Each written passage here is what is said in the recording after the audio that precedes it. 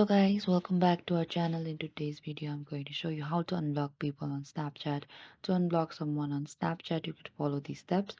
First, you need to open the Snapchat app, and after that, go on the top left corner, there's your profile.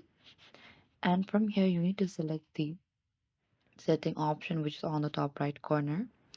And you need to scroll a bit down over here. And from here, we could see the blocked users, which is on the bottom right over here, just below the contact syncing.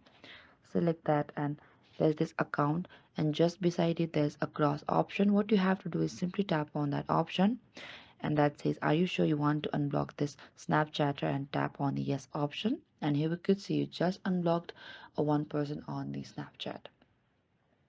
And remember that after unblocking someone, you'll be able to send and receive snaps and messages from that person again.